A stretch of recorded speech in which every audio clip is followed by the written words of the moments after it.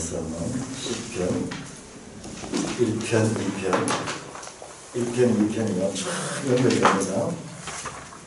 1편, 2편이 쭉 연결됩니다.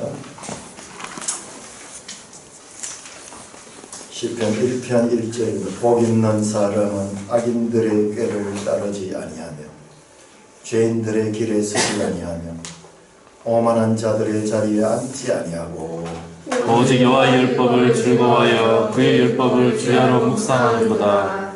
그는 시냇가에 심은 나무가 철을 따라 열매를 맺으며 그 잎사귀가 마르지 아니함 같은 그가 하는 모든 일이 다 형통하리로다.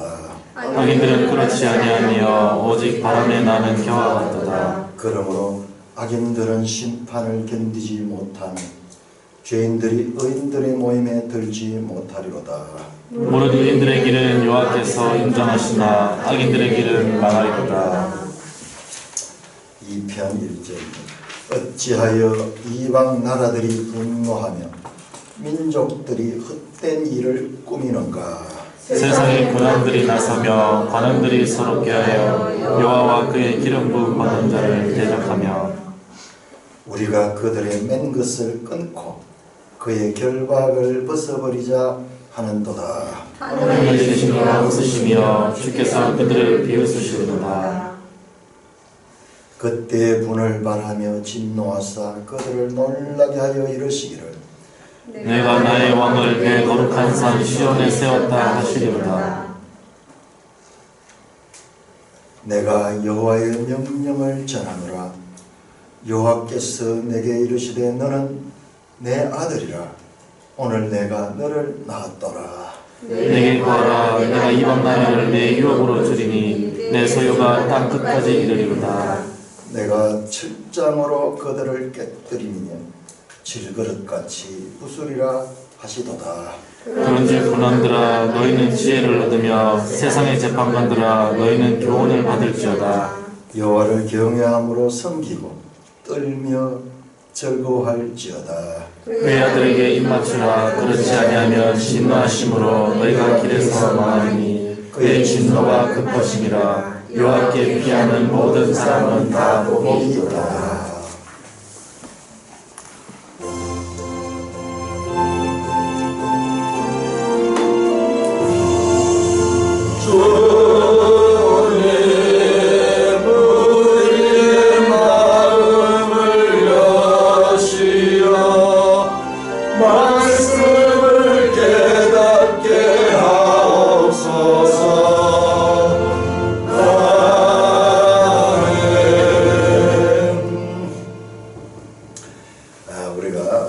지난달이죠. 마가복음 공부했죠. 마가복음의 주제가 하나님 나라입니다. 회개하라 하나님 나라가 왔다 그렇게 선포하시면서 예수님께서 등장하십니다. 하나님 나라가 뭐냐. 자, 에스겔서에서도 40장에서부터 48장까지의 새 성전이 있고 마지막 40장은 땅을 분배하는 게 나오는데 이것도 뭐냐 그러면은 하나님 나라를 가르치는 것입니다. 하나님 나라를 가르칩니다. 하나님 나라 헬라어로 바실레이아 테오가 하나님이고 바실레이아 한 것이 나라입니다. 나라. 하나님 나라. 자, 그 새 성전 안에 보니까는 성전 안에 길이 있고 문이 있고 방들이 있고 그 속에 문지기가 있고 또 그 안에 지성소가 있고 또 그 성소에서 물이 나와가지고 죽었던 것을 살리는 그 내용. 그 새 성전은 결과적으로 예수 그리스도를 가르친다고 그렇게 말씀했습니다. 뿐만 아니라 그 예수 그리스도 새 성전은 예수 그리스도와 그리고 그 백성 교회가 그리스도의 몸이에요.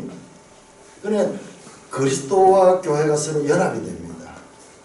그리고 새 예루살렘, 주님이 재림할 때 이루어지는 새 예루살렘 성까지의 그 모든 앞으로 이루어질 하나님의 구원의 설계도가 에스겔 40장에서 48장에 담겨 있다고 말씀을 드렸습니다.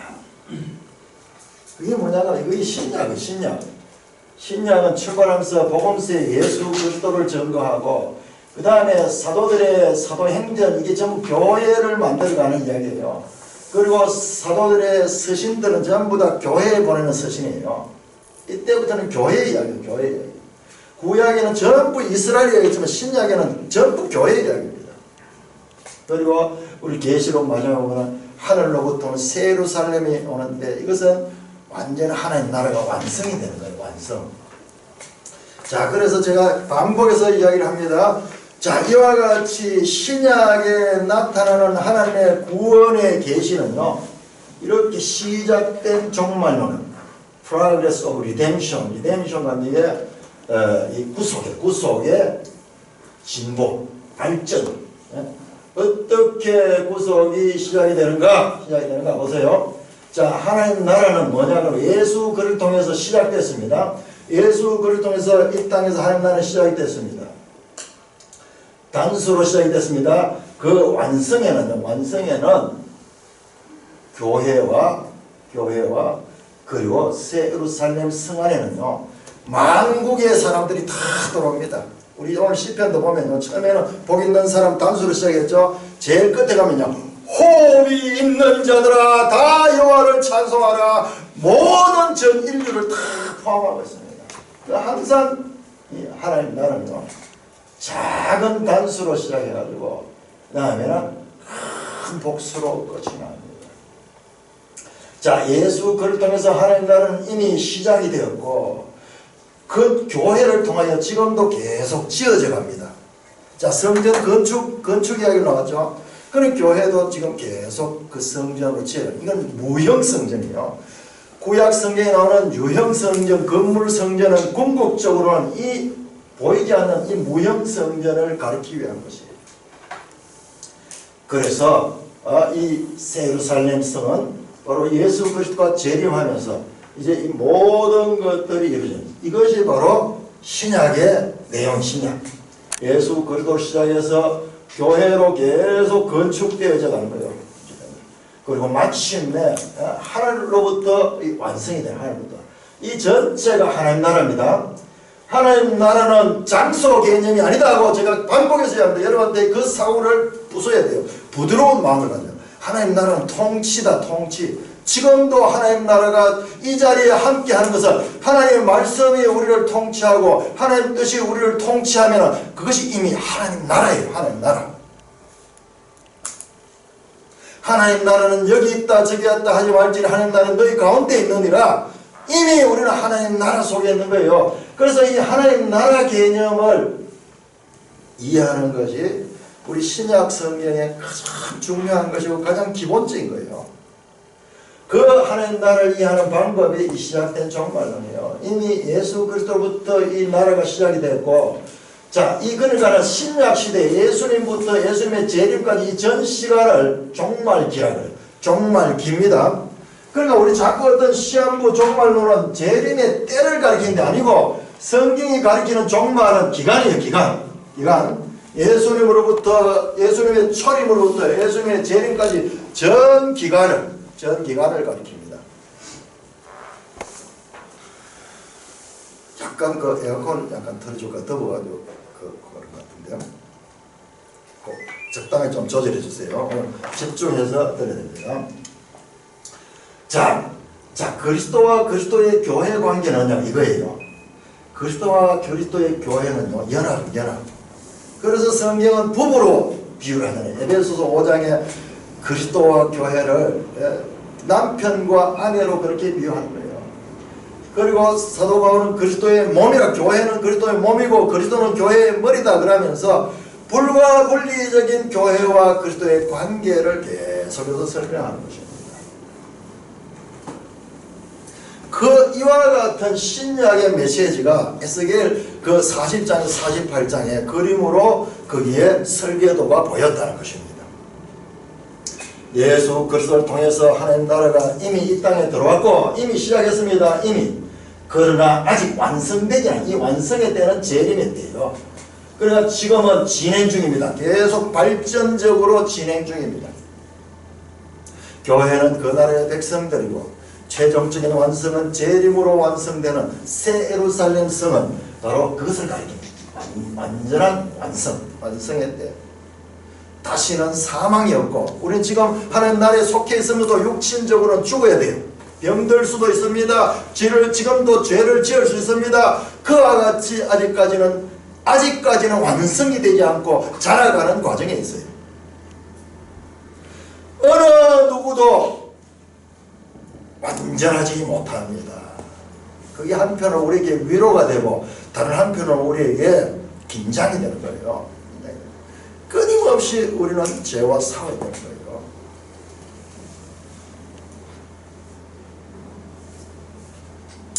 이제 5월 한 달 동안 우리는 시편을 읽게 됩니다. 시편.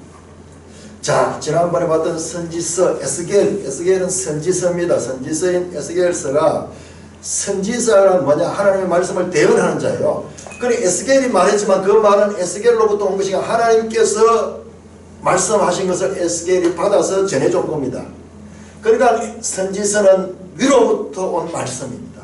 그런데 시편은 보니까는 전부 다 하나님이여 그러면서 사람들이 하나님을 향해서 아래에서부터 하나님께로 호소하는 내용으로 보입니다. 자, 이게 성경이에요. 성경 그러니까 하나님 말씀만 있다. 하나님 말씀이니까 하나님 말씀만 있는 줄 알았는데 그렇지 않고 하나님 말씀 속에는요, 하나님께서부터 땅으로 내려오는 말씀도 있고 사람이 또한 하나님께로 올리는 호소도 그 하나님 말씀 속에 포함된다는 이와 같은 이런 이중구조. 여러분, 이것이 바로 우리가 성경을 보면서 반드시 원리적으로 이해되는 하나님의 주권과 사람의 책임 문제가 바로 여기 이와 같은 구조 때문에 발생하는 거예요. 모든 것을 다 하나님이 하시면 그럼 사람이 할 일이 뭐 있느냐? 우리가 성경을 보면 전부 하나님 주권이에요. 그럼에도 불구하고 시편을 보면은 그 하나님의 말씀 안에도 이와 같이 사람들의 역할이 있음을 또한 우리가 볼 수가 있습니다. 자, 여러분들 우리가 시편을 읽다 보면요, 시편 속에는 인간의 바닥이 다 들어가 보여요. 인간 마음속에 어떤 것들이 있는가를 다 드러내보입니다. 아직까지 우리가 지난 주간에 별로 많이 안 읽어서 앞으로 들어가면 점점 더 심하게 나옵니다. 그렇기 때문에 시편은 다른 성경들과 달리, 예를 들어 선지서나 역사서를 읽으려고 그러면요, 이 배경을 모르면 이해 안 돼요. 근데 시편은 그 배경 몰라도 직접적으로 소통이 됩니다. 왜냐 그러면 우리가 외국에 갔어요. 외국 사람들과 대화하려고 그러면 언어라는 이와 같은 이 약속이 서로 이루어지지 않았기 때문에 언어가 소통이 안 돼요. 문화도 다르고. 그래서 외국에 가면은 이 불통. 그런데 거기 식당에 들어가면 소통이 식당에 들어가면 그냥 식당에 가서 음식은 뭐 언어라든지 배경 없이도 그냥 직접적으로 우리가 취할 수 있는 것처럼 시편이 그러한 책입니다. 자, 역사서나 또는 선지서에 나오는 그 하나님은 그들의 하나님, 이스라엘의 하나님이었어요. 그렇지만 시편은 나의 하나님. 그 공동체의 하나님이었고 이스라엘 민족을 통한 그 공동체의 하나님이었고, 그 다음에 이 시편은 나의 하나님, 개인의 하나님이 됩니다. 그러므로 시편을 읽을 때는 시편의 배경은요, 저 이스라엘이나 메소포타미아, 이집트 같은 남의 나라가 아니고 대구, 경산, 칠곡, 우리의 각자의 가정들 또는 동양택, 동양 DMP, 그 다음에 큰 아파트 공사 현장, 떡보에 하고 일지테크, 김해, 동양 DMP, 그리고 가정 방문지 또는 학교 등 모든 사람들의 삶의 현장이 이 시편에서는 적용이 되는 것입니다. 저는 돌이켜보니까 이번에 시편을 공부하면 돌이켜보니까 25년 전에 지났네요. 25년 전에 이 시편을 통해서 내 인생의 터닝 포인트를 맞게 되었습니다. 그러니까 이 인생에 이 문제들이 있을 적에는 누군가 그렇게 전해주는 귓가에 들렸던 말이 있었던 거예요. 시편을 읽어라. 감당할 수 없는 인생의 문제를 가지고 시편을 가지고 부부가 그날부터 이제 1장부터 읽기 시작하는데요. 이 말씀이 살아서 나오는데 이게 내 문제하고 그대로 서로 소통하는 거예요. 너무 이상해가지고 야, 시편에 어쩌다가 한번 승리할 때 되면은 내가 실제 그날 나가면은 그 문제를 해결하는 뭔가 가능성이 보이고, 시편에 보면 죽을 쓰면은 나도 그날 나가면은 판판이 깨지고 이래가지고 이 말씀이 내 말이 되고 그 이 사건들이, 이 시편의 사건들이 내 현재의 상황과 연결되면서 그때까지 경험하지 못한 하나님의 말씀의 그 놀라운 능력을 온몸으로 체험했습니다. 25년이 지난 현재 제가 이 시편 말씀을 다시 보면서 자, 그때는 내 개인의 문제인데 이번에는 뭐가 보이냐면 하나님의 구속사적인 관점에서 시편을 볼 수 있게 되었습니다. 우리 산돌교회가요, 저에게 이렇게 하나님의 말씀을 전문적으로 공부할 수 있는 이런 기회를 주신 그 결실이에요. 성경 해석도요, 신앙의 초보 때는 그 수준에서 이해를 하는데 이제 점점 자라게 되면 이 말씀도 하나님 입장에서 볼 수 있게 되는 거예요. 그럼 평생 성경을 읽으면 늘 새로운 거예요.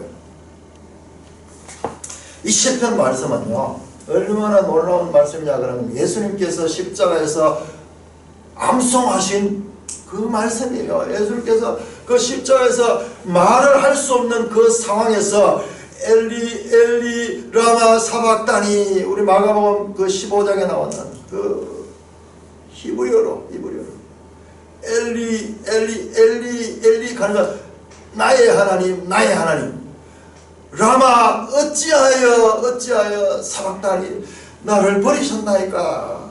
이 시편 22편 우리 다음 주나 그 다음 주 나올 것 같아요. 시편 22편. 여러분 나중에 한번 찾아보세요. 시편 22편을 읽으면요, 전부 다가 예수님의 그 마지막 십자가의 죽으심과 또는 잡히심과 사람들에게 희롱당하던, 그리고 옷을 찢기고 그 옷을 가지고 그 밑에 병사들이 나누는, 제비 뽑는 그 모든 내용들, 복음서에 나오는 그 모든 내용들이 이미 시편 22편에 다 나와 있습니다. 이게 성경이에요.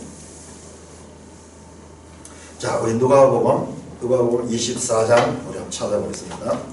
누가복음 24장. 자, 이렇게 여러분들 한번 생각해보세요. 예수님의 마지막 모든 사건들, 예수님의 최후의 마지막 모든 사건들은 이미 시편 22편에 나와 있어요. 심지어는 마지막 십자가에서 주님이 하신 말씀조차도 시편 22편 1절이에요. 어찌하여 나의 하나님 어찌하여 나를 버리시나이까. 시편 22편 1절이 딱 그렇게 나와요. 자, 누가복음 24장 44절은 뭐냐? 이거는요, 시간적으로 언제입니까? 이때가 이제 십자가에서 죽으시고요, 그 다음에 부활하시고 다시 승천하시기 전까지 40일 동안 이 땅에 계시면서 제자들을 찾아가셔서 하시는 이야기예요.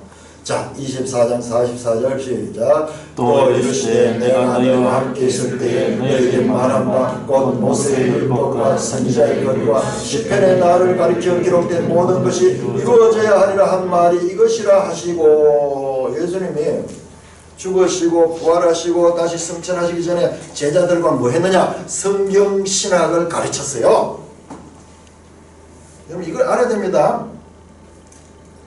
성경 공부가 얼마나 중요한지 성경을 제대로 알지 못하는 그리스도의 제자는 제자가 아니에요. 교회가 할 일은 무엇이냐? 모든 힘을 다하여 하나님의 말씀을 바르게 배운 일에 집중해야 돼요. 나머지는 그게 되면 나머지는 다 따라오도록 되어 있습니다.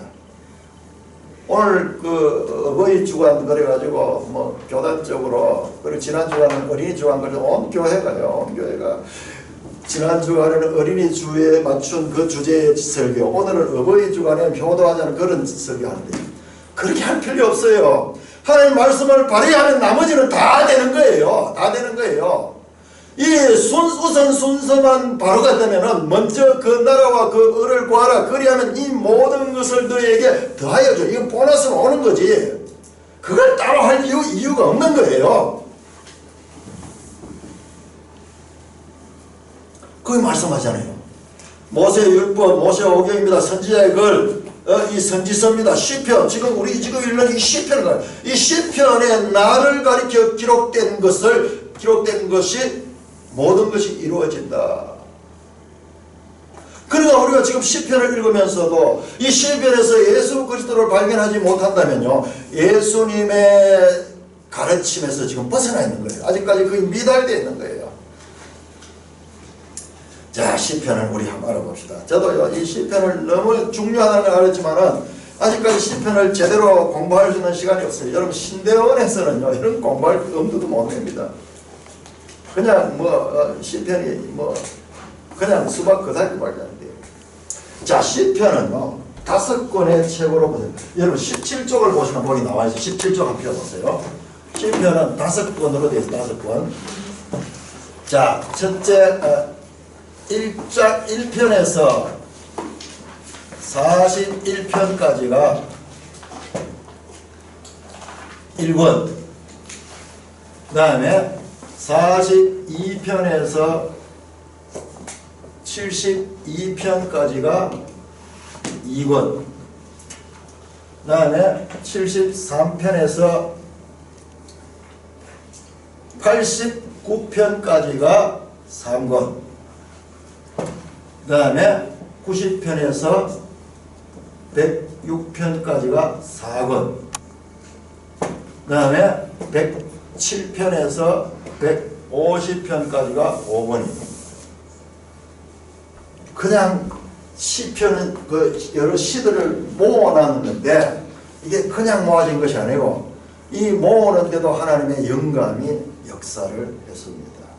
자, 그 17쪽 매일성경 17쪽을 보시면요, 참 엄청난 이야기를 17쪽 오른편에 보시면은 오른편에 그 중간 부분에 둘째 시편 1에서 3번은 다윗의 왕권의 출범과 관련되지만 바벨론이라는 멸망이라는 역사적 사건이 그 배경입니다. 4권은 또 있고 5권이 또 있고 이렇게 이 권수도요 자세히 보면은 그와 같은 이 배경이 있다는 거예요. 마지막 5권은 유다 민족이 포로 생활에서 돌아온 후에 부른 찬양곡이다. 그러니까 이 5권 마지막에는 찬양하라 하는 그 찬양이 막 할렐루야가 여기서 집중적으로 나와요. 이 과정을 겪어서 5권의 상태로 나는 거예요. 시편의 메시지도 발전성을 가지고 있다. 여기에도 구원계시는 하나님의 말씀입니다. 하나님의 말씀이 어떻게 되냐? 처음에서부터 점점점 발전적으로 그렇게 전개되고 우리에게 가르치기 위하여 편집이 되어 있다는 거예요.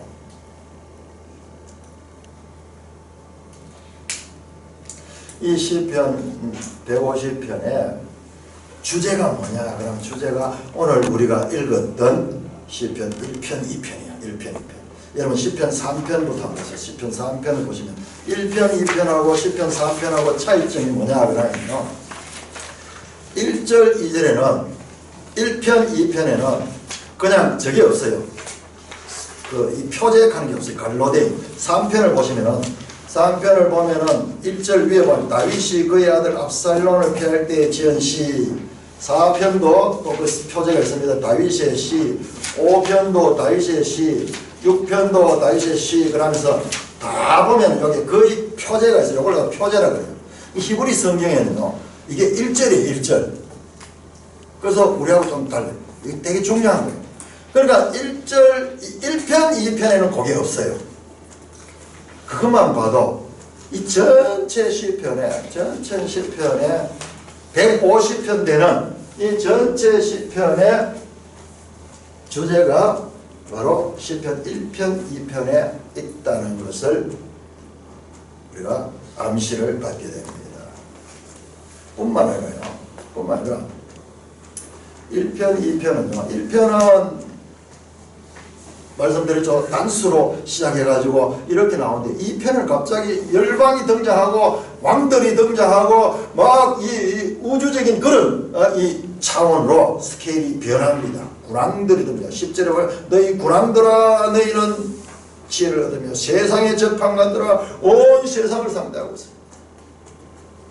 그런데 보면은 1장 1절과 복 있는 사람은 그렇게 시작이 되죠. 2장 제일 마지막 절 모든 사람이 복이 있도다 복이 있다 하는 것은 에시레이 히브리어로 똑같아요. 에시레이로 시작해서 에시레이로 끝납니다. 수미상관 그런데 다른 것은 저것만 달라요. 모든 사람 여기는 복수로 되어 있고 처음에 시작할 때는 단수로 시작했어요. 뿐만 아니라 1장 2절의 핵심은 율법입니다. 율법이 1편 2절에 두 번 나오죠. 자, 2장 7절에 보면은 하나님의 명령이 나옵니다. 같습니다. 하나님의 여호와의 율법, 여호와의 명령 같은 겁니다. 뒤에 가보면요. 계속 율법에 대한 가르침이 나오는데 시편 19편, 시편 119편 여호와의 율법은 여호와의 말씀은 여호와의 규례는 여호와의 증거는 그러면서 계속 이 율법과 연관되는 말씀들이 나옵니다. 그래서 이 율법은 명령, 말씀을 가르칩니다. 그 다음에 1편 2절에 율법을 주야로 묵상하는 자더라 그랬죠. 묵상하다 하는 말이 하가 우리 하엘이 이름이 하가에서 나온 거예요. 묵상하다. 시편 2편 1절에도 하가가 나오는 그게 어디 나오냐. 이것이 헛된 일을 꾸미는가 꾸미다 요게 음모하다 요것도 같은 단 하가예요. 그러니까 같은 이 하가 하는데 하나는 율법을 가지고 하가하고 하나는 그 욕심을 가지고 이 하가 하는 거예요.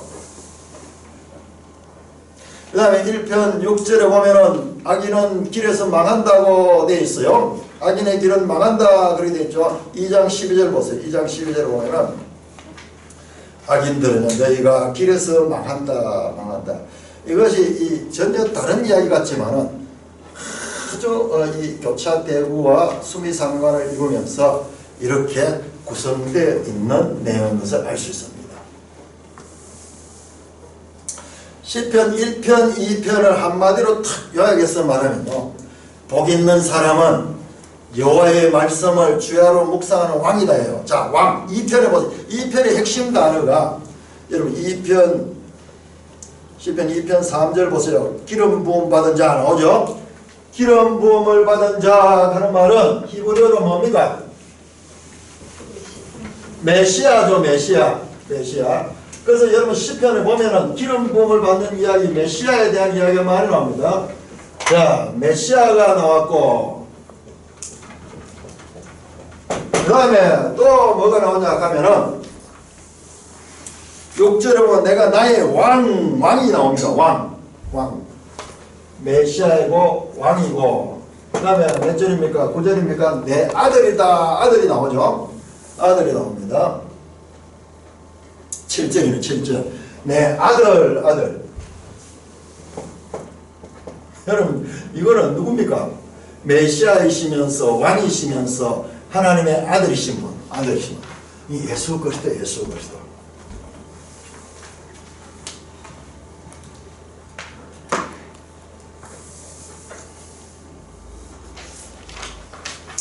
율법과 왕. 1편은 율법. 시편 1편은 율법이 주제고 2편은 왕이 주제입니다. 자, 이 왕 속에는 여기 다 포함됩니다. 메시아이시면서 왕이시면서 아들이신 분. 그래서 이 말씀들이 계시록도 나오고 복음서에도 다 나옵니다. 그래서 율법과 왕의 관계를 시편의 서론은 이것을 가지고 시작하는 거예요. 자, 여러분 질문합니다. 여러분 율법과 왕의 관계를 하니까는 무슨 생각나는 구약 성경 혹시 있으면 한번 이야기해 보세요. 가장 율법과 왕의 관계를 가장 먼저 다루고 있는 것이 어디에 어떤 부분에서 나는가. 그러니까 우리가 성경은 어떻게 되냐면 성경이 이 말씀 다 연결되는 생각의 근육을 키워야 돼요. 본문을 보면서도 신약을 끌어당기고 신약을 보면서도 구약을 끌어당기면서 이게 우리가 시놉시스, 이 생각의 시놉시스가 계속 이렇게 연결되죠. 전체 다가 그런 구조입니다. 유기적인 그런 관계로 되어 있습니다. 자, 율법과 왕의 관계를 가장 먼저 명확하게 다루고 있는 성경이 어느 부분인지 혹시 대충이라도 틀리도 괜찮으니까 요한 이야기해봤어요. 율법과 왕의 관계, 왕과 율법의 관계를 제일 먼저 대충 어느 부분에서 어떻게 다루고 있더라. 왕은 율법책을 넣고 그것까지 생각해요. 예. 또 방금 누구? 창세기 어떤 부분이요? 오, 그렇네요. 둘 다 맞네요. 자, 보세요. 지금 전자매님은, 자, 여러분 찾아봅니다. 신명기 17장. 우리 전자매는 공부를 착실하게 배웠길래 이제 저력이 이제 나타나는 거예요. 신명기 17장. 자, 신명기 17장. 우리 신영이 형제는 또 한 수 더 올라가지고, 정확하게 맞아요. 두 분 다 합력해서 그 깊이 나갑니다. 자, 여러분들 신명기 17장 14절부터 보면요. 모세 시대에 이미 하나님은요, 이걸 다 알고 계셨어요. 이스라엘 역사를 다 알고 계셨습니다. 14절 보면은, 자, 너희가 장차 가나안 땅에 들어가면은 너희가 우리도 다른 사람들같이 왕을 세워달라. 원래 하나님은요, 그 나라에 왕을 세우지 않습니다. 왜냐하면 하나님이 왕이기 때문에. 여러분, 그래 알아야 됩니다. 하나님 나라의 왕은 하나님처럼 당연하잖아요. 그렇기 때문에 모세는 왕이 아니잖아요. 여호수아도 왕이 아니잖아요. 그래서 사사시대가 있는 거예요. 사사시대는 왕이 아닙니다. 그게 원래 하나님 나라예요. 하나님 나라는 하나님 왕이기 때문에. 그런데 앞으로 이스라엘 백성들이 세상 나라처럼 왕을 세워달라고 할 때 있을 거다 말씀은 14절에 주위의 모든 민족같이 우리의 왕을 세워야 했던 생각이 나거든. 그때 그 조건을 줍니다. 15절에 보면은 반드시 이 유대인이 왕이 되어야 하며, 그 다음에 16절에 그는 말을 많이 두어서는 안 되고, 그 다음에 애국으로 돌아가서는 안 되고, 그 다음에 17절에 아내를 많이 두어서 마음이 미혹되지 않아야 돼요. 세상 왕들의 특징이 아내를 많이 두잖아요. 그러려고 왕 되잖아요. 왕 되면 지 마음대로 하죠. 그 이스라엘 왕은 그게 아니야. 그 다음에 은금을 많이 쌓지 말라. 17절에 보니까 자기를 위하여. 아니, 왕은 재산도 많고 막 자기 마음대로 할 수 있는 왕인데 이스라엘 왕은 달라. 조건이 달라. 그 다음에 반드시 해야 되는 게 뭐냐 그러면 18절 19절 시작. 그가 왕위에 오르거든 이 율법서의 등사본을 내 이스라엘 제사장 앞에서 책에 기록하여 평생에 자기 옆에 두고 읽어 그의 하나님 여호와 경외하기를 배우며 이 율법의 모든 말과 이 규례를 지키게 행할 것이라. 자, 그리하면, 자, 이렇게 하면은 어떻게 되느냐? 그의 마음이 형제 위에 교만하지 아니하고 이 명령에서 떠나 좌루나 우루나 치우치지 않으니 이스라엘 중에서 그의 자손이 왕위에 있는 날이 장구하리라. 자, 여기 중요한 그리하면이에요.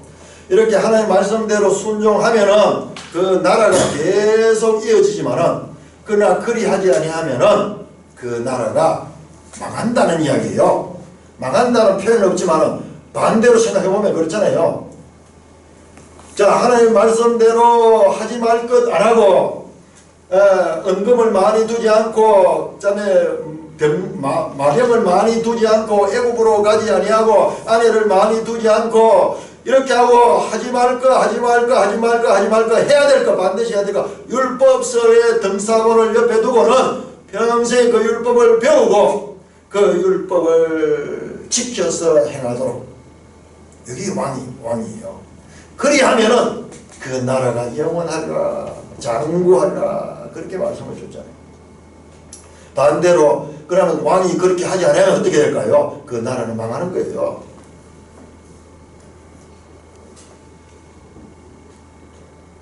신예인 형제의 말씀은 조금 더 깊이 이제 들어가 있다 나온 거예요.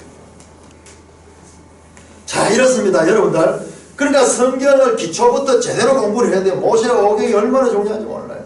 우리는 성경을 어떻게 하면 소가 풀 뜯어먹듯이 여기 찔끔 저기 찔끔 이런 식으로 평생을 성경을 배우니까는 들어도 알 것 같다가도 모를 것 같고 모를 것 같다가 알 것 같고 그러면서 평생을 하나님의 말씀이 희미한 거예요. 하나님의 말씀 그렇게 안 돼서 명확해요. 내가 구하는 답을 명확하게 지금 답하잖아요. 제대로 배운 사람들은 그렇게 답하잖아요. 왜 성경을 보고 온갖 교파가 나오고 온갖 이상한 해석들이 다 나오는가? 제대로 배우지 못했기 때문에 그런 거예요.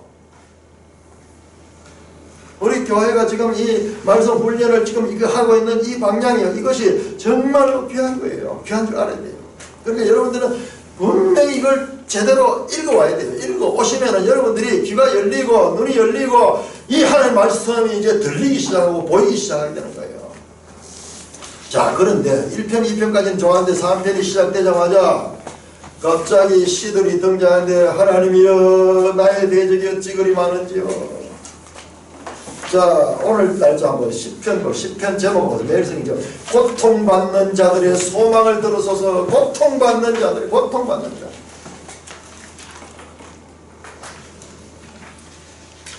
우리가 조금 전에 교독했던 그 10편 8편을 제외하고는요. 지난주 읽었던 모든 내용들이 고통 가운데서 하나님을 구해달라 하는 탄식을 하는 탄식시. 자, 시편 3편 한번 봅시다. 시편 3편 표제를 보면요. 다윗이 그의 아들 압살롬을 피할 때 지은 시. 요 사건이 어디 나오는 사무엘하 15장에 나오는 이야기예요. 여러분, 다윗 위대한 이스라엘 왕이죠. 근데 성경을 제대로 보면요. 다윗에 대해서 우리가 새롭게 보입니다. 다윗은 위대한 이스라엘 왕이고 사무엘 상하의 주인공이지만요. 다윗의 말로가 얼마나 비참한지 몰라요. 그렇게 어렵게 왕이 되어가지고요. 이스라엘 통일왕국의 왕이 되었지만 나중에 그 아들 압살롬에 의해가지고 반역을 당하게 되어서 압살롬에 의해서 쫓겨나갑니다. 그래서 기드론 시내를 건너가지고 저 암몬 땅으로 도망갈 때 그때 지은 시래요. 여호와여 내 대적이 어찌 그리 많습니까? 그 아들놈이요 시간을 오랫동안 해서 사람들이 민심을 얻어가지고 자기 군대를 다 만들어가지고 왕을 반역하고 왕을 죽이려고 따라오는 거예요. 그때 지은 시예요. 그런데 보니까는 아까 그 신명기 17장의 기준을 가지고 다윗을 보세요. 다윗은요 그 신명기 17장에 나오는 그 하나님의 왕이 지켜야 될 그와 같은 인물로서는 완전히 실격입니다. 다윗이요 자식이 많잖아요. 왜 자식이 많아요? 아내가 여러 명이에요. 심지어는 솔로몬의 어머니는 어떤 자예요? 살인까지 해가지고 이 솔로몬을 낳았잖아요. 그는 십계명의 간음의 죄를 보하고 살인의 죄를 보하고 그야말로 죄인 중에 괴수입니다.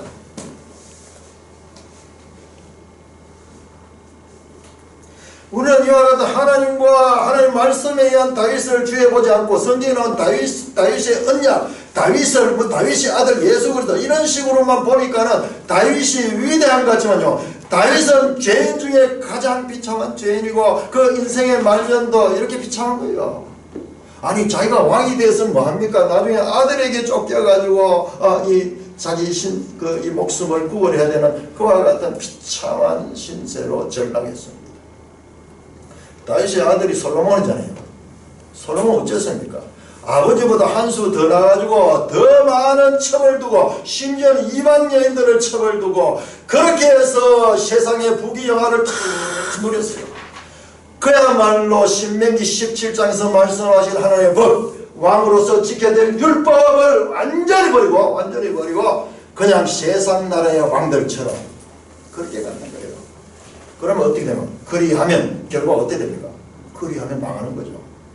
그래서 이스라엘 나라는 솔로몬이 죽자마자 분열되고 그 다음에 불과 한 400년도 못 가서 나라가 다 망합니다. 자, 레위기 26장 찾아보세요. 레위기 26장.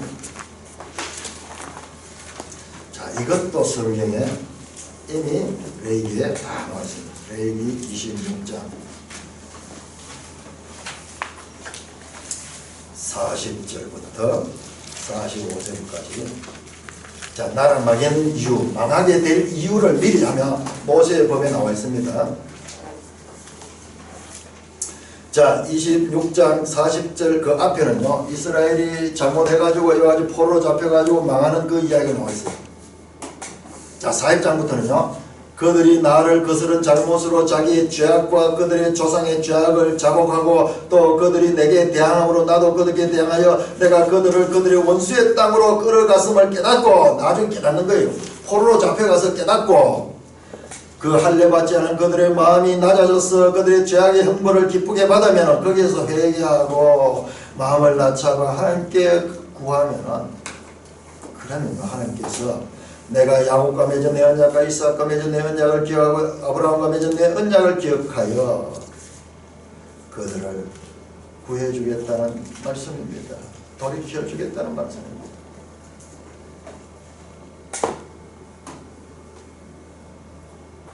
자, 이 모든 이 형벌의 원인은 왕이 하나님의 말씀을 어긴 그 결과예요. 그 결과. 이스라엘 역사는 뭐냐? 여러분들 우리 성경을 읽는데 왜 우리가 이스라엘 역사를 알아야 되지? 참 저도 오랫동안 그게 의문이었고 지금도 많은 사람들이 그 의문을 가지고 있고요. 심지어 어떤 교회는요, 구약 저건 아무 필요 없다 그러면서 저건 이스라엘 관한 이야기고 신약 그것이 교회에 관한 이야기다. 그렇게 주장하는 교회도 여러분 알고 보면 되게 많습니다. 이스라엘은 뭐냐? 이스라엘 역사는요, 모든 인류에게 하나님의 말씀을 순종하는 결과가 어떠한가, 불순종하는 결과가 어떤가를 보여주는 모델 국가예요. 모델 국가. 그 가운데서도 왕은 이스라엘을 대표하는 사람입니다.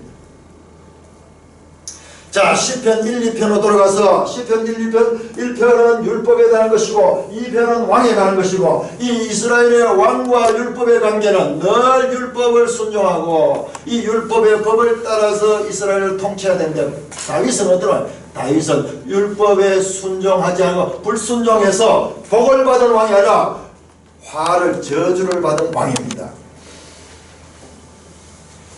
성경으로 성경을 해석해야 됩니다. 다윗이 세상적으로 보면 그렇게 위대한 왕일지 모르지만 하나님 말씀으로 보면요, 그야말로 시편 1, 2편을 완전히 어겨서 저주받은 왕입니다. 자, 왕인데 저주받은 왕. 자, 우리 시편 8편 다시 한번 봅시다. 시편 8편. 매일 성경 17쪽 18쪽 이렇게 보면요, 시편의 이 문학적인 구성, 제가 늘 이야기하는 이 샌드위치 구조, 그 다음에 교차대구 구조, 수미상관 구조, 그게 거기 잘 정리되어 있어요. 그런데요, 그것이 시편만 그런 게 아니에요. 시편 성경 전체가 다 그래요. 우리 지금 그걸 봤잖아요. 그걸 지금 조금씩 조금 보고 있잖아요.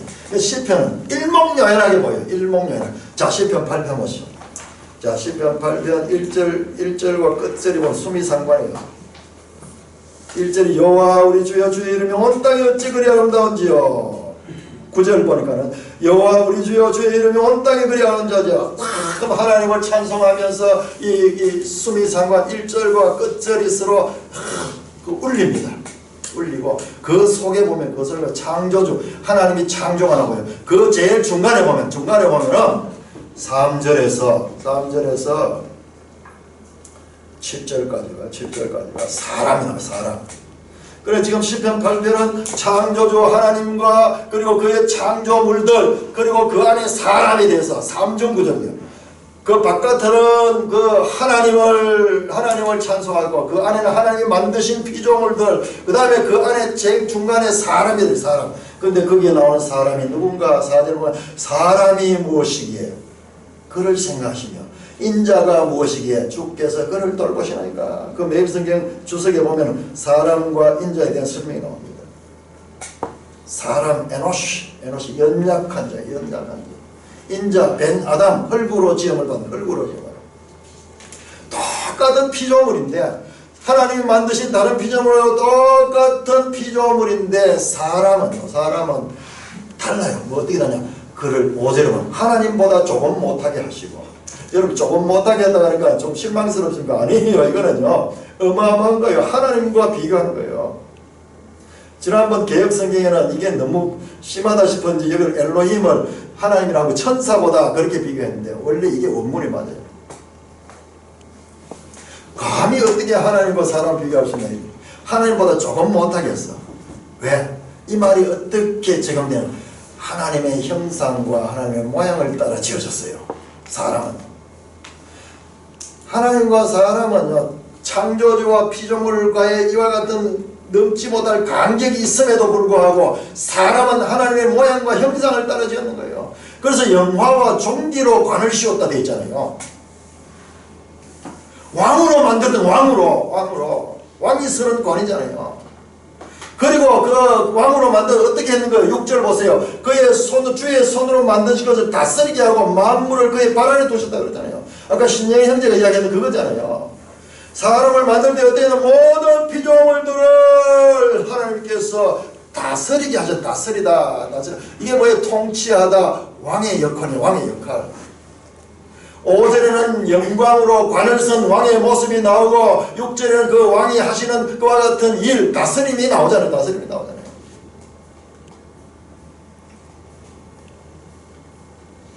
자, 이와 같이 시편 말씀들 지금 이 곤란 가운데서 고통 가운데서 환난 가운데 하나님께 부르짖는 그 가운데서도 군대 일학처럼 8편에 딱 가면 여기 딱 나와요. 이런 구조가요. 뒤에 가면 또 나옵니다. 자, 우리는 이 율법에서 왕 이야기를 지금 왕 이야기 그리고 다윗 왕 이야기를 하는 가운데서 근데 이것이 다윗뿐만 아니라 우리 인간이 왕이다 한다. 인간 왕에 대해서도 우리가 지금 인간이 원래 하나님께서 우리 인간을 왕적인 존재로 만들었다. 자, 그런데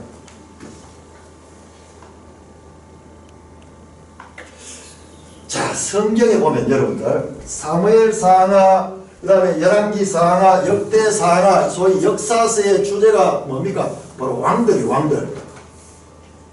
여러분 우리말로 열왕기 있죠. 열왕기 영어 성경에 킹스예요. 킹들 왕들 이야기예요. 왜 조선 왕조 실록처럼 그 유대나라 왕조에 대해서 그렇게 자세하게 우리가 알아야 돼요. 이 왕들은 지금 이것처럼 본질적으로 인간에 대한 이야기를 하려고 하고 이스라엘 역사를 통해가지고 이스라엘 역사를 빌려가지고 인간에 대한 원래 하나님의 이와 같은 이 다스리는 존재로 만들었던 그와 같은 인간에 대한 이야기를 하려고 한 거예요. 왜 성경에 왕들 이야기가 그렇게 많이 나오느냐?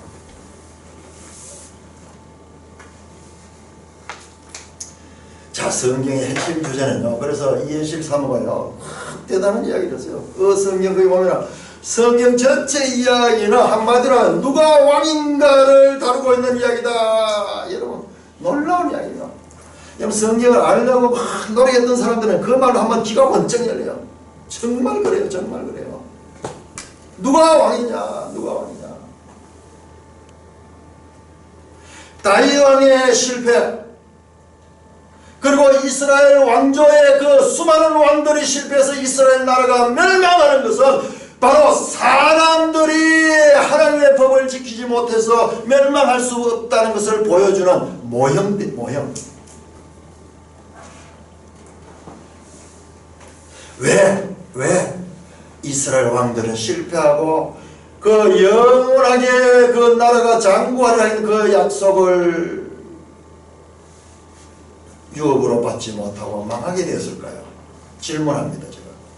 여러분들 질문입니다. 왜 이스라엘 나라의 그 왕들은 다윗으로부터 저기가 쫙 나오는 그 많은 왕들은 마침내 실패해서 그 나라가 장구하지 못하고 500년이 못 돼서 망하게 됐을까요? 왜 그랬을까요? 여기에 대해서 답을 할 수 있어야 됩니다, 여러분들이요. 왜 왕들이 실패했을까요?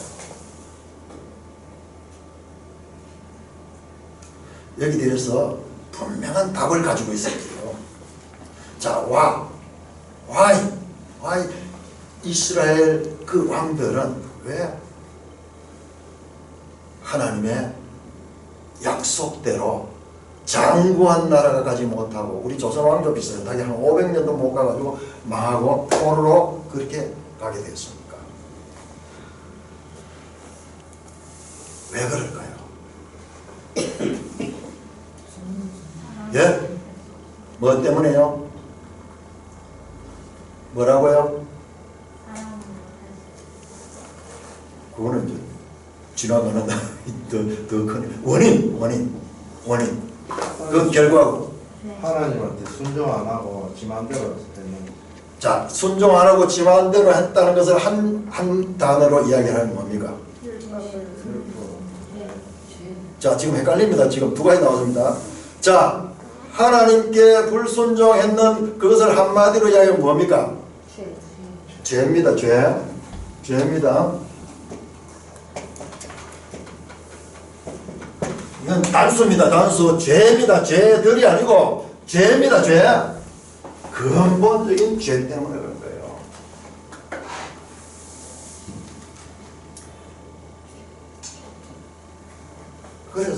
그래서 실패한 거예요. 모든 실패의 원인은 죄입니다. 율법이 없어서 아니에요.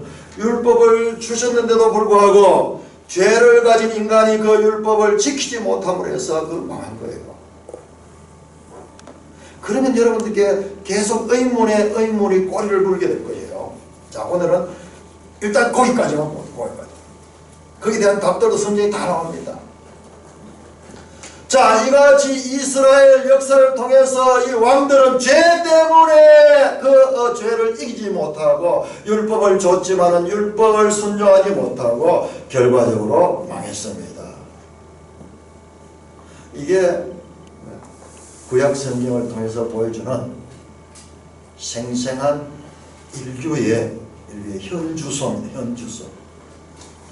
자, 여기에서 이 문제를 해결할 수, 죄로 인해 절망적인 이 땅에 죄를 이길 수 있고 죄로 인해 신음하는 죄인들을 구원할 수 있는 왕이 와야지 이것이 해결되는데, 바로 그 왕이 누구냐? 그분이 바로 예수 그리스도인 거예요. 예수 그리스도. 자, 우리 찬송가 여러분 한번 열어보세요. 우리 늘 찬송 부르면서도 답을 모르는 거예요. 찬송가 112장.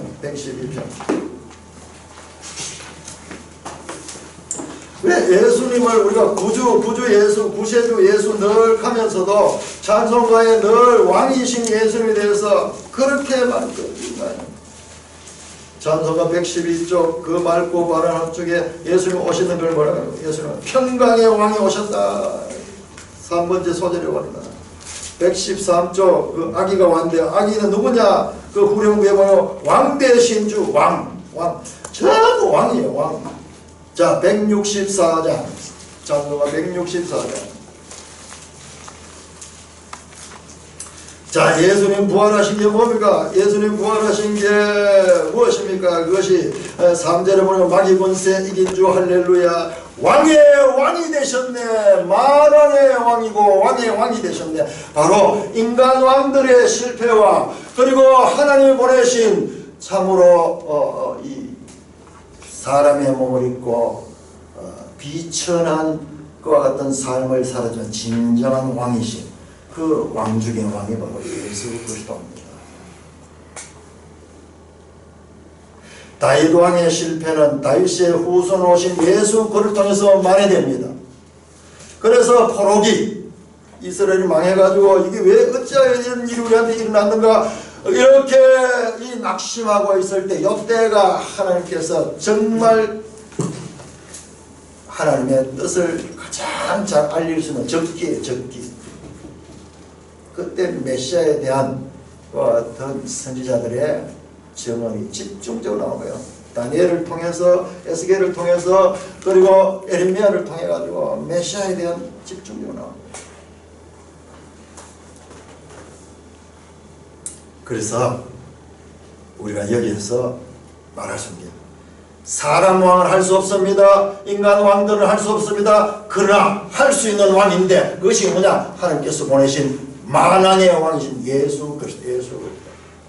사람으로 할 수 없으되 하나님은 그렇지 아니 하나님은 다 할 수 있다. 인간 왕이 아니라 하나님께서 보내신 왕, 그분은 할 수 있는 것입니다. 그분은 그러니까 죄와 상관이 없어야 돼요. 그러니까 그분은 출생도 성령으로 잉태하셨고, 사람의 피를 통해서 흐르고 있는 이 원죄의 사슬을 끊고 성령으로 잉태하셨고, 그 다음에 그분은 율법을 온전히 지켰습니다.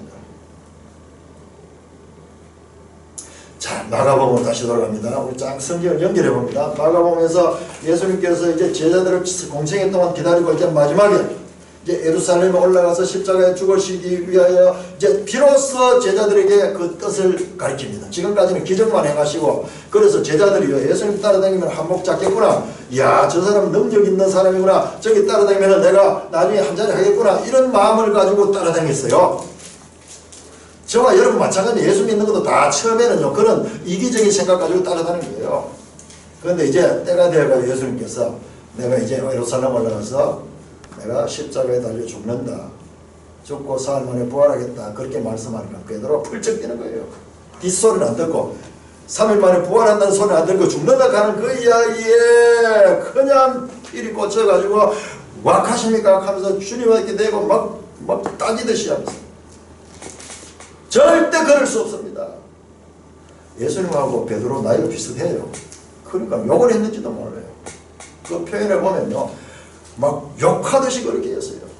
그때 예수님께서 그 베드로에게 사탄아 물러가라, 사탄아 물러가라.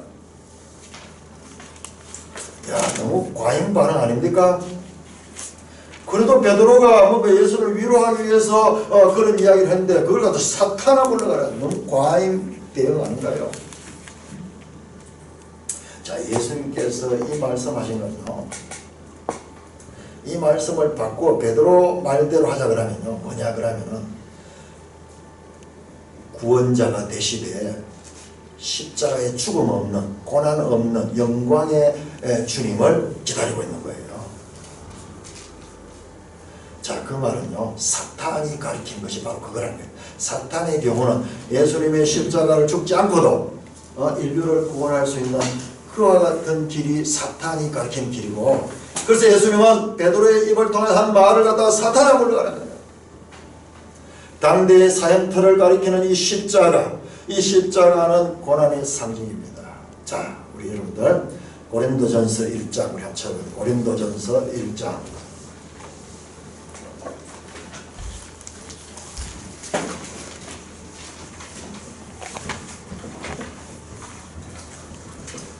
자, 우리가 다음 달에요 고린도전서를 이제 공부합니다. 고린도전서 공부해요. 야, 참 대단해요. 정말 고린도전서예요. 또 귀한 내용들이 다 그 속에 들어있습니다. 자, 고린도전서 1장 18절 같이 읽습니다. 시작. 십자가의 도가 멸망하는 자를 일어난 것이요 구원을 받는 우리에게는 하나님의 능력이다. 영상 좀 비춰주세요. 자, 여러분, 예수님이 십자가죠. 예수님의 십자가는 형틀입니다. 이 십자 형태의 이 형상입니다. 형상. 사형틀. 그야말로 고난 중에 최악의 고난이 죽음입니다. 죽음사입니다. 사도 바울은 십자가의 도라는 말을, 십자가의 도. 자, 이게 헬라어로요 로고스예요. 로고스. 자, 여러분들 로고스 그런 말 쓰죠. 로고스. 자, 보세요. 지금 저쪽에 한번 보세요. 자, 여기 보시면은, 자, 이게 헬라거든요. 방금 우리 읽었던 이 내용, 이게 호 로고스 갈 호 토 스타우로 이 십자가예요. 그 십자가의 로고스, 요거를 영어 성경에서 어떻게 번역했나? 우리는 십자가의 도라고 번역했죠. 자, 킹 제임스 번역에는 The preaching of the cross, 십자가의 설교라고 설교. 자, ESV는요, The word of the cross, 십자가의 말씀. 와. 자, 여러분 보세요. 십자가는 형상입니다. 눈에 보이는 가시적인 물질을 가리킵니다. 근데 사도 바울은 이 십자가를 보이지 않는 그와 같은 것으로 해석을 하면서 십자가의 도라는 말씀을 썼습니다. 십자가는 그냥 나무 틀인데 십자가가 설교한다 그래요. 십자가가 말씀한다는 이런 뜻이에요. 십자가가 말하는 것이 무엇인가? 십자가가 설교하는 것이 무엇인가? 이게 신약과 구약의 이 차이점이에요. 우리 구약에는 전부 보이는 것, 물질, 가시적인 것, 신약에는 보이지 않는 것. 성전도 마찬가지로 성전도 구약 성경에는 계속 눈에 보이는 성전인데 신약에는 보이지 않는 성전이잖아요. 이렇게 성경 속에는 의미, 같은 의미지만 이 의미가 그 자리에 머물러 있지 않고 이 의미가 에스컬레이션 하고 있다. 눈에 보이는 것이 눈에 보이지 않는 것으로 변화하고 발전하면서 깊은 보이지 않는 세계를 우리에게 계시해주는 그런 구조로 성경이 되어 있다는 거예요. 처음부터 우리가 이 깊은 것을 가르치면 우리가 알아들을 수 없어요. 그래 처음에는 지금 눈에 보이는 걸 통해서 가르치고 그 다음에 궁극적으로 가서는 이걸 통해서 점점 발전해서 보이지 않는 정말 중요한 것을 가르치는 것이 이게 성경의 가르침입니다. 예수 그리스도의 고난의 상징인 그 십자가가 교회에게는요 십자가의 도로 연결되면서 이 십자가의 도는 이 십자가를 통해서 주님이 이 짊어지신 이 십자가 죽음의 털과 교회가 십자가의 도를 통해서 이 주님과 교회가 한 몸을 이루어.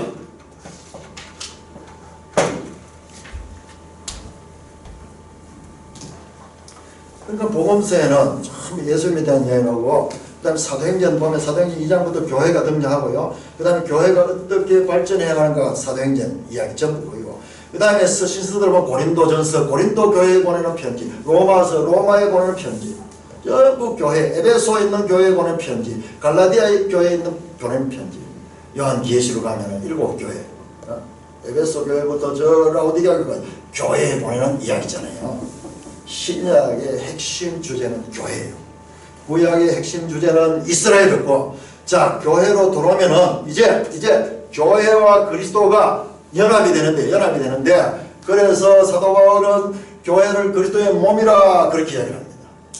또는 그리스도를 교회의 머리라 그렇게 이야기합니다. 그리스도를 교회의 남편이라 그렇게 이야기합니다. 그리고 교회의 지체들을 하나님의 자녀라고 말합니다. 건축적으로 교회를 모퉁이 돌, 예수님을 교회의 모퉁이 돌이라고 그 위에 건축되어 간다. 그야말로 그리스도와 교회는 불과 분리적인 관계로서 하나로 연결됩니다. 그 화면합니다. 자, 앞부분부터 한번 볼까요? 앞부분부터. 자, 그리스도 나왔죠. 교회와 그 다음에 예수님이 죽으시고 부활하시고 승천하셔서 성령을 보내준 다음에 교회가 이 땅에 생겼죠. 그때부터 교회와 그리스도가 연합돼. 그래서 교회는 그리스도의 몸이고 교회는 그리스도 그 몸의 지체들이고 그리스도와 교회는 불과 분리적인 이와 같은 상태로 되어 있다는 것이 바울 서신의 핵심 메시지입니다. 자, 그 다음에 새 예루살렘 성은 이렇게 연합된 자가 들어가는 곳이에요. 마지막 때 재림의 시간만차가 들어가는 게 아니고 이미 하늘나라 백성은 결정됐어요. 여기서 이 땅에서 결정됐어요. 이 그리스도에 연합된 자들이 들어가는 거예요. 이게 있어요. 자, 다음. 자, 그러니까 그리스도와 교회의 연합. 자, 그리스도와 교회가 연합되면요, 그리스도의 영광을 교회가 가지게 되는 거예요. 하나님의 자녀가 되면 그리스도가 하나님의 아들이듯이 교회도 하나님의 아들들이 되는 거예요. 아들들이 되는 거예요. 그리스도가 하나님 나라를 상속으로 받듯이 교회도 하나님 나라를 상속으로 받는 거예요. 신분이 바뀌었기 때문에 신분이 바뀌었기 때문에. 자, 로마서 8장.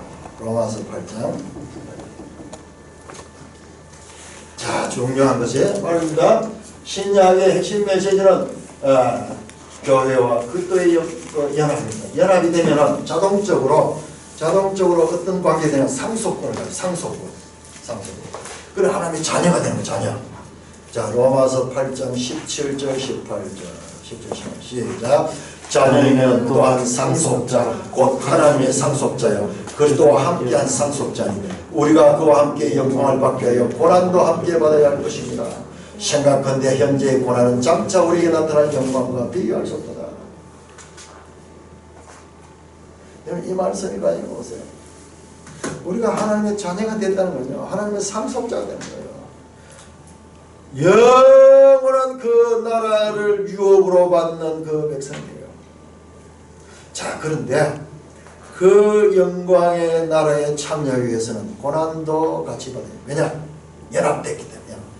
그리스도가 십자가를 통하여 영광에 이르렀듯이 성도들도 또한 고난을 통하여 그 나라 백성으로 만들어져 가는데 이것은 능히 감당할 수 있는 것이 왜 그러냐 그러면은 지금 당하고 있는 고난은 장차 받을 우리의 영광에 비하면 아무것도 아니기 때문에.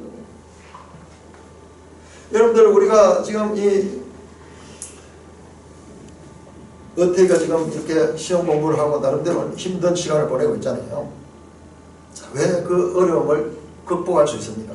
왜? 이 시험을 통과하고 나면은 자기에게 보다 더 나은 미래가 있을 것에 대한 이 기대가 있기 때문에 그걸 능히 해내잖아요. 능히 해내죠.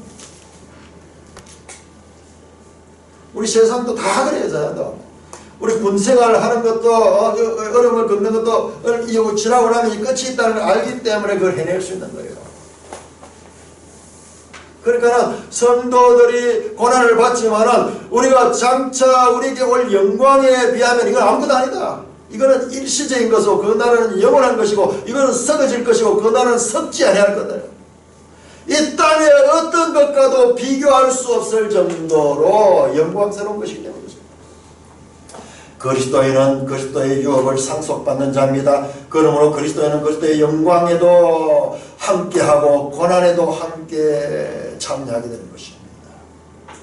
여러분 시편에 등장하는 여하튼 다윗의 고통 또는 시인들의 탄식과 절망과 신음소리는 저와 여러분들 즉 성도들의 고통과 탄식과 신음이기도 한 것입니다. 우리가 왕들이잖아요. 원래 왕이었고 타락되어서 그 왕의 권세를 잃어버렸지만 예수 그리스도로 말미암아서 너희는 택하신 족속이요 왕같은 제사장들이요 거룩한 나라요 그의 소유가 된 백성으로 신분의 변화를 받았잖아요. 하나님의 자녀가 되었잖아요. 그래서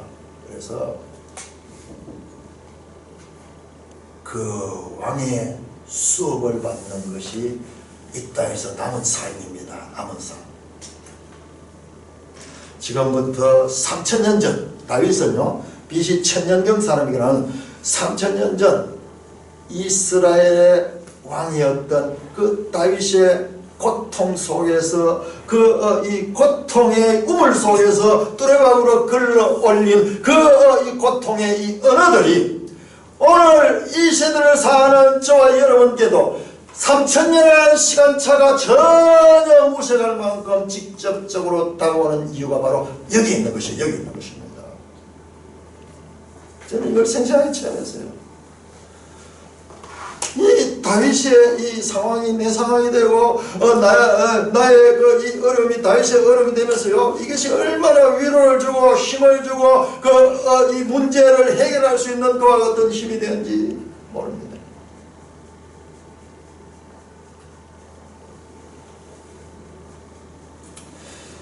고린도전서 1장에 보면요 그 십자가의 도에 자세하게 설명이 나왔어요. 우리가 다음 달에 이제 이 고린도전서 공부할 때 그걸 배웁니다. 그러므로 성도들은 구원받은 백성이라면요 반드시 주님처럼 환난과 순환도 우리가 능히 감내해야 될 우리의 주어진 과제라는 것을 분명히 알아야 됩니다. 왜냐하면요, 하나님의 십자가의 도는요, 예수 그리스도도 환난을 통하여 그 영광에 이르렀듯이 우리 성도들도 환난을 통하여 그 영광의 면류관을 씌워주시기 때문입니다. 자, 로마서 5장 찾아보십시오. 명백하게 나와 있습니다. 로마서 5장 3절 4절. 로마서 5장 3절 4절. 시작. 다만 이뿐 아니라 우리가 환난 중에도 즐거워하나니 이는 환난은 인내를, 인내는 연단을, 연단은 소망을 이룬 줄 알미로다. 이거 알기 때문에 이것을 할 수 있는 거예요.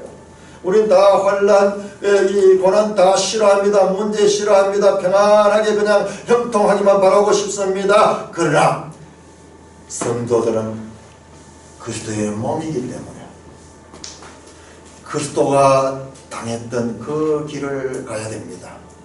그러나 그 길을 갈 때 그리스도께서 우리에게 그와 같은 환난을 이길 수 있는 힘을 주므로 그걸 경험을 통해 가지고 그걸 경험을 통해서 우리가 환난을 통해서 인내를 배우고 인내를 통해서 연단을 받게 되고 연단을 받게 되는 거예요. 연단이요, 우리의 성품이 되는 성품. 그 NIV 성경의 연단을 캐릭터라고 해요. 캐릭터. 성품이 되는 거예요. 우리가 지금까지는 이 모든 것 내중심적이고 좋은 것 달콤한 것 찾고 편한 것 찾고 그렇게만 살아왔다 그러면은요, 이제 이와 같은 연단의 과정을 통해서요, 우리 성품이 주님을 닮은 성품으로 바뀝니다. 여러분 두려워하지 마십시오. 이와 같은 환난의 시기에요, 여러분 시편에 나와 있잖아요. 전부 탄식으로 시작했지만 결과는 전부 다 확신과 찬송입니다. 그 과정에서 하나님과의 기도의 실험이 있는 거예요. 하나님과 기도하게 되는 거예요. 이 과정을 통해서. 만약 우리에게 이와 같은 문제가 없다면 우리는 하나님과 너무나 머나먼 관계예요. 그냥 이성적이고 지식적이고 그냥 관념적인 하나님인데, 그게 아니라 이 문제를 통해서 우리는 하나님의 백성을 하나님께 나가서 호소합니다.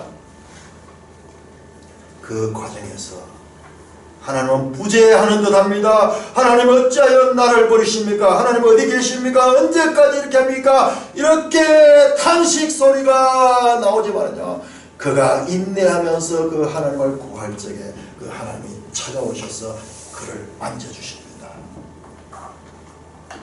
그래서 탄식으로 시작했지만 그 결론은 확신과 찬송입니다. 자, 구원은 그저 믿음으로 말미암아 얻는 복이면서 또한 환난을 이기는 연단을 동반하고 있습니다. 지금까지 우리 한국교회가 이걸 안 가르쳤어요. 구원만 가르쳤어. 그저 값없이 받는 구원만 가르쳤는데 성경은 생생하게 환난을 이기는 연단을 통한 성품의 변화를 가르치고 있습니다. 나오잖아요. 로마서 5장에 나오잖아요. 이 두 가지는 동전의 양면입니다.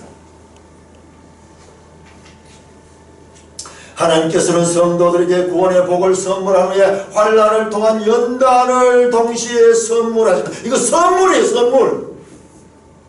그들을 완성시켜 나갑니다. 신앙은요, 성장해요. 자라는 것입니다. 한번 믿다고 끝나는 거 아니에요. 믿은 것은 태어난 것이고 태어난 자는 계속 먹고 자라는 겁니다. 프로그레스. 성경 전체가 계속 발전성을 가지고 발전성. 하나님은 성도들에게 환난을 없애는 것이 아니라 환난을 통하여 성도들의 삶을 성숙하게 만드십니다. 환난을 통해 영담받은 인간은 어떻게 되냐? 겸손하게 됩니다. 겸손하게 변화가 일어나요. 성품에 그동안 아무리 해도 바뀌지 않던 그와 같은 그 본질적인 그런 성품의 변화도 일어나기 시작됩니다. 이런 모든 그리스도인들은요, 그리스도의 몸의 지체들은요, 필연적으로 필수강업이다. 누구는 되고 누구는 아니고 필수적으로 다 겸손해야 돼. 겸손해요. 나보다 남을 낮게 여기고 내 중심이 아니라 지체들과의 이 서로 이 지체 의식을 가져야 되고, 또한 그리스도의 몸에 속한 것인가를 알게 되기 때문에 그는요, 자기 중심적으로 살아가는 것에서 점점 그것이 줄어들어야 됩니다. 이것이 고린도전서 1, 2장이요. 자세히 설명돼서 이게 세상은 죽었다 해도 알 수 없는 하나님의 지혜, 하나님의 지혜. 성도는 하나님 앞에서 자신을 죄인으로 생각하기 때문에 그리고 자신을 낮추기 때문에 하나님의 은혜를 구하게 되고 예수 그리스도가 있다는 것은 우리의 죄 문제를 해결해 주셨다는 것이 너무나 감사해서 늘 예수 그리스도 것입니다.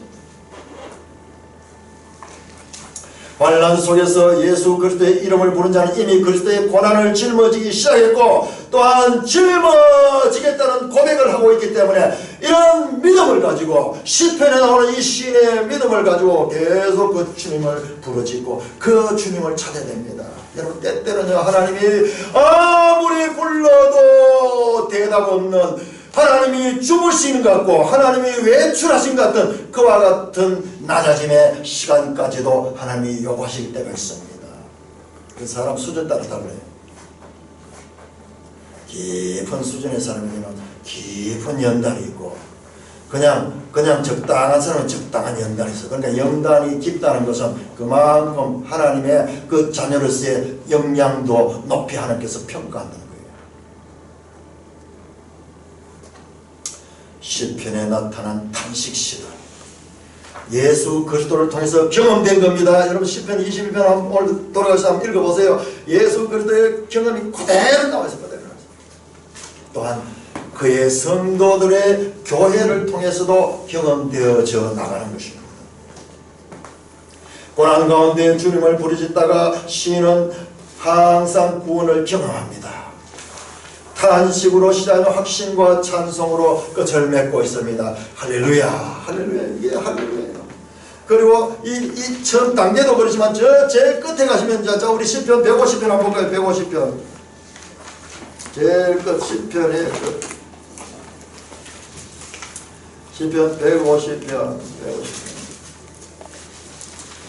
자 149편 1절 보겠습니다. 149편 1절 시작. 할렐루야 새 노래로 여호와께 노래하며 성도의 모임 가운데서 찬양할지다. 여러분 성도의 모임이 무엇입니까? The Congregation of Saints 성도의 모임이 교회예요. 교회 150편 교독합니다. 시작.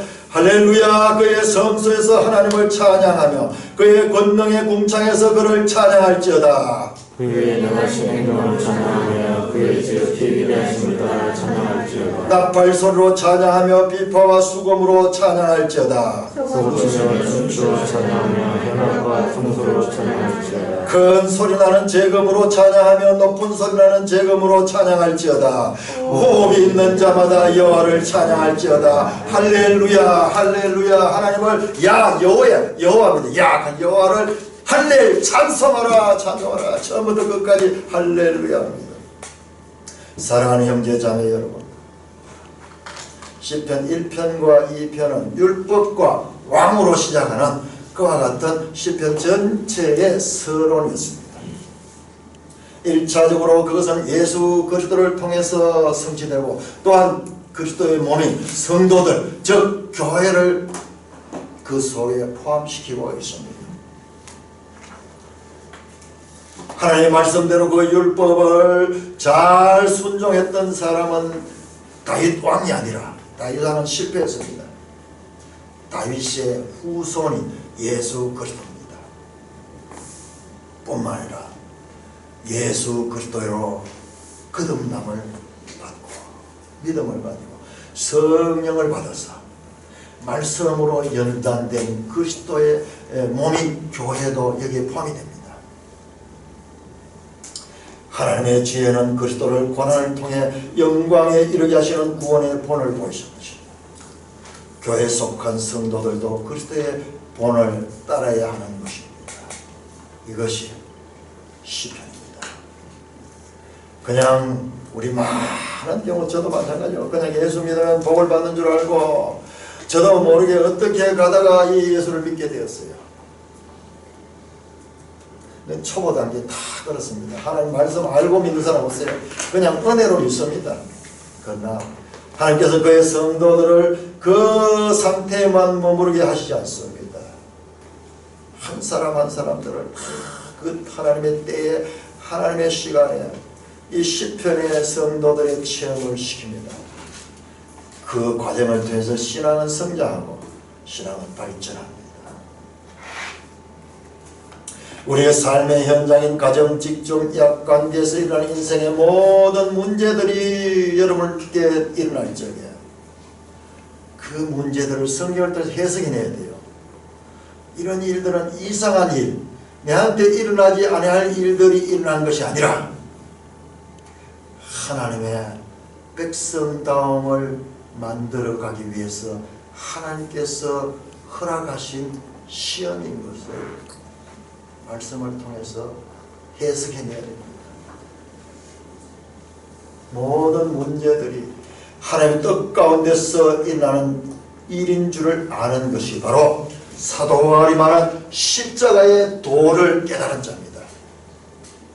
우리에게는 이 세상에 알지 못하고 알 수도 없는 그리스도의 고난, 즉 십자가의 도에 참여시켜 그의 영광에도 참여하게 하신 하나님의 뜻을 담고 있는 이 시편 말씀을 나의 말씀으로 사로잡고 말씀이 내가 되고 내가 말씀이 되어서 혼연일체가 되는 이와 같은 경험하시는 모든 산돌교회 지체되기를 주님의 이름으로 축원합니다. 아멘. 오 주님 은혜를 감사합니다. 오 아버지 하나님 이 말씀을 통하여 주님의 뜻이 계시됨을 감사를 드립니다. 주님 하나님 구원 계시의 발전성을 온 성도들이 잘 깨닫고 예수 그리스도로부터 시작한 그 구원의 역사가 오늘 이 시대 우리 앞선 믿음의 선배들을 통할 뿐만 아니라 또한 이 시대 우리의 시간 우리 가운데도 현재적으로 역사하게 하신 하나님을 알게 하심을 감사드립니다. 하나님 영광 존귀 찬송 세세토록 받으시기에 합당하나이다. 우리 주님 예수 그리스도의 이름으로 감사하며 기도드리옵나이다. 아멘.